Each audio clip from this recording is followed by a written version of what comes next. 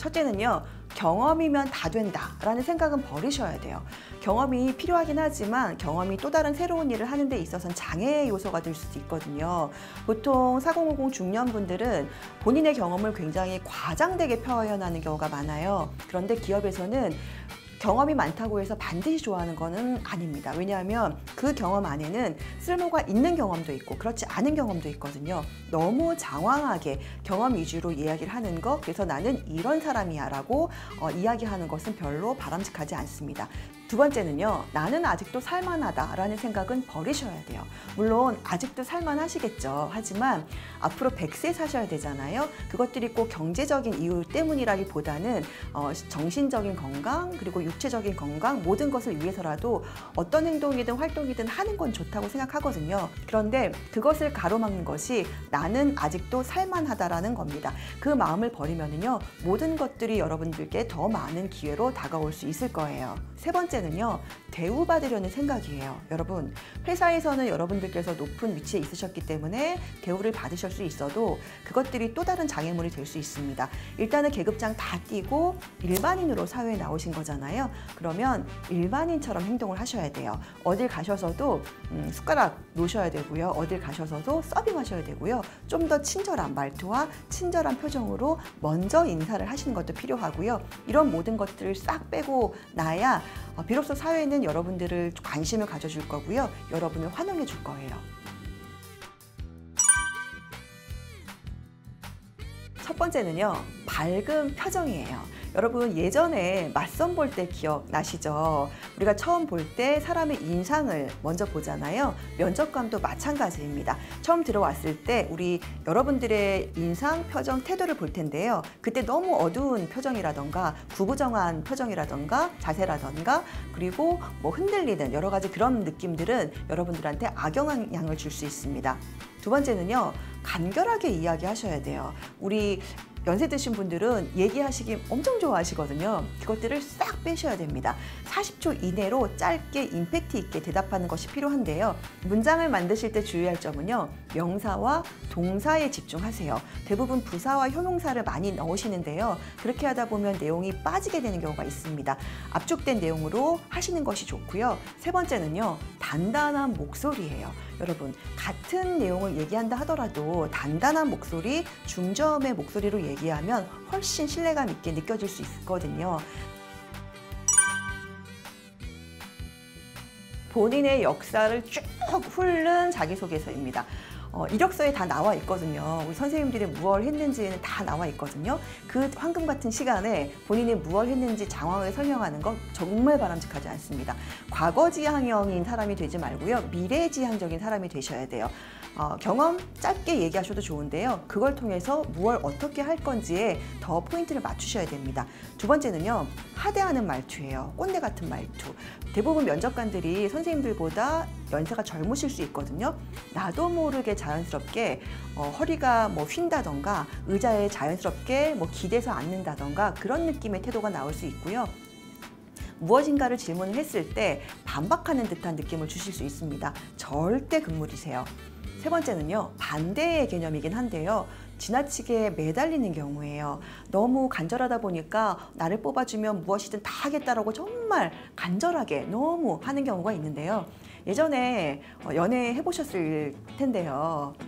예전에 연애하셨을 때 나는 이 사람 마음에 안 드는데 너무 지나치게 나를 쫓아다니면 싫었던 경험 혹시 있지 않으셨나요? 얘가 뭐가 부족한 거 아닌가 라는 생각 하시지 않으셨나요? 면접관도 마찬가지거든요. 너무 지나치게 나는 너무 지금 절실하니까 나를 뽑아줘 라는 말투로 얘기하시는 것보다는 당당하게 여러분들께서 무엇을 어떻게 할 수 있을지에 대해서 보여주신다면 여러분들의 합격은 어렵지 않을 것 같습니다. 경력직을 왜 뽑을까요? 여기에 해답이 있는데요. 바로바로 성과를 내기 위함이겠죠. 그렇기 때문에 경력직을 뽑는 데 있어서 투입을 했을 때 즉각적인 성과가 나올 것인지에 대해서 관심이 있어 할 겁니다. 그렇기 때문에 더더욱이 여러분들께서는 경력 중심으로 이야기를 하시면 안 돼요. 왜냐하면 그분들의 관심사는 미래에 있고 성과에 있기 때문에 거기에 포인트를 맞추어서 철저하게 이야기를 하셔야 됩니다. 그 문제가 해결되고 나면 또 다른 고민이 있을 수가 있겠죠. 이분이 과연 우리의 기업 문화와 맞을 것인가? 일 잘하는 것은 알겠어. 하지만 이분이 들어왔을 때 조직 분위기가 흐려진다거나 심하게 와해된다거나 하는 상황이 생기면 아니 뽑음만 못할 수도 있는 거잖아요. 그랬을 때 이분이 기존의 문화들을 좀 버려내고 새로운 문화 속에서 잘 적응하고 융화되어 더 좋은 새로운 문화를 창조까지 할 수 있을지에 대해서 고민하고 아마 생각하지 않을까 싶습니다. 가장 많이 하는 질문은요, 왜 그만뒀는지예요. 일반적으로 생각했을 때 4050 퇴직자 분들 같은 경우에는 본인의 의사와 무관하게 퇴직을 한 경우가 많아요. 이 부분을 새로운 직장에서 모를 리는 없죠. 여기에 대해서 답변하는 방식은요, 긍정적으로 이야기를 하셔야 됩니다. 이 부분을 잘못해서 잘렸다라든가 이 부분이 안 맞았다라든가 뭐 이렇게 얘기하지 마시고요. 이때 답변하시는 포인트는요, 긍정적으로 하시면 됩니다. 모르지 않을 거거든요. 뭐 새롭게 다른 일을 해보고 싶어서, 또는 나를 조금 더 찾아가고 싶어서, 또는 나에게 좀 더 잘할 수 있는 거, 그동안 꿈으로 간직했던 거, 이런 부분들을 본격적으로 실천을 해서 실행을 해서 더욱더 성과를 내고 싶다라는 식으로 포부가 담긴 대답을 하시면 아마 모른 척 넘어가지 않으실까 싶습니다.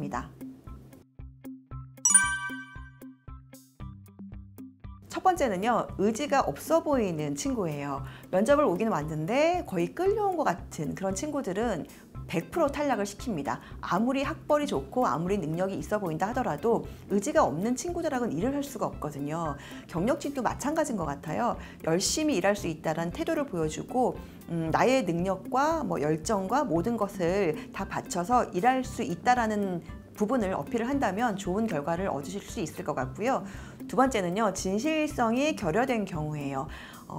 질문을 하다 보면 앞뒤가 안 맞는 경우가 굉장히 많거든요. 그리고 누구나 다 알고 있는 상황임에도 불구하고 그것들을 어떻게 만회하기 위해서 거짓말을 하는 경우가 간혹 있는데요. 그런 경우도 100% 탈락시킵니다. 세 번째는요, 사회성이 부족한 경우예요. 회사는 공동체이기 때문에 사람들과 함께 일할 수밖에 없죠. 그런데 눈을 잘 마주치지 못한다던가 대답을 할 때 말끝을 흐린다던가 과거의 경험 중에서 누구와 많이 부딪혔는데 그걸 통해서 사람 만나기를 꺼려 한다던가 라는 답을 하는 친구가 있으면 그 친구는 회사 생활을 하는데 적합하지 않다라고 판단을 하게 됩니다.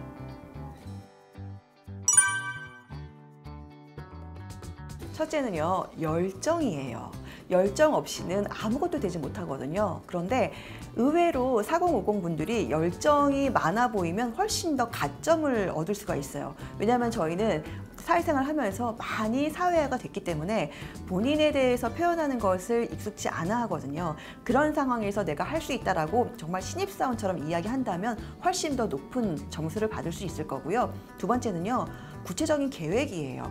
트렌드를 바탕으로 해서 내가 무엇을 할 건지에 대해서 정말 명확하게 계획이 작성되어 있다면 사실 그 부분보다 더 매력적인 부분은 없거든요. 내가 무엇을 할지 정확하고 중장기적으로 그리고 단기적으로 쫙 풀어준다면 면접관은 우리 4050 여러분들을 선택하지 않을 이유가 없습니다. 세 번째는요, 겸손한 태도예요. 전제가 있어요. 실력이 있다는 가정하에서 내가 정말 실력이 갖추어 있음에도 불구하고 낮은 자세로 어떠한 업무가 주어져도 최선을 다할 거라고 이야기를 한다면 매력을 느낄 수밖에 없고요. 분명히 합격하실 겁니다. 메라비언의 법칙이란 게 있는데요. 그 내용을 보면 전달력 높은 스피치는 세 가지로 구성이 됩니다. 바디랭귀지, 목소리, 내용입니다. 그런데 이 중에서 가장 많은 역할을 하는 것이요, 바디랭귀지예요.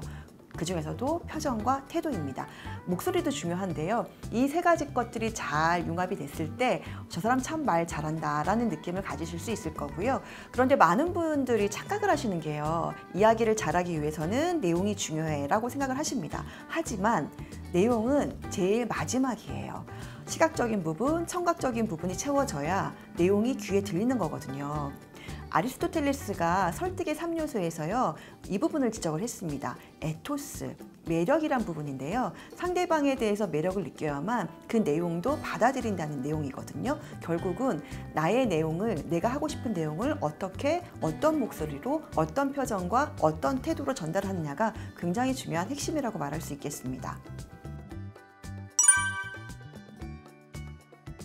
가장 많이 고민을 하시는 게요, 쉰 목소리거든요.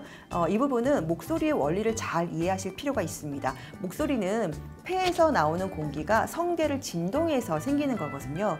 이 원리대로 하지 않으면 성대를 쥐어짜게 돼서 성대가 갈리게 되고 심하게 압박을 하게 돼서 쉰 목소리가 날 수밖에 없습니다. 중년 여러분들 이미 오랫동안 잘못된 발성법으로 이야기를 하셨기 때문에 목이 많이 상해 있을 거예요.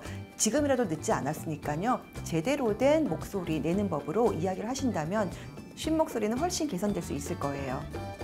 두 번째는요, 오래 말하면 목이 아픈 분이에요. 이것도 목소리의 원리대로 이야기하지 않았기 때문에 그런 거거든요. 목에 무리한 힘을 가하게 되니까 목을 쥐어짜게 돼서 자꾸만 오래 얘기할수록 목에 통증이 생기는 거죠. 앞서 말씀드린 것처럼 폐에서 나온 숨이 성대를 진동해서 소리를 만들 수 있도록 소리를 내어줘야 이 부분에 대한 개선도 가능하십니다. 세 번째는요, 성량이 작아지게 되죠. 제가 얼마 전에 상사분을 뵈러 갔는데요. 그분 연세가 지금 60대 초반이신데 목소리가 너무 작아지셨더라고요. 특히 코로나 때문에 사람들을 만나지 못하다 보니까 목소리를 사용하지 않게 돼서 더더욱 목소리가 정말 작아졌습니다. 결국 열심히 운동하시고 폐활량을 키우셔야 성량도 훨씬 클 수가 있는 건데요. 이런 경우도 복식호흡을 통해서 개선이 가능하니까요. 꾸준히 복식호흡 그리고 제대로 된 원리대로 목소리를 내어주시면 정말 젊은 목소리를 오랫동안 유지할 수 있을 거예요.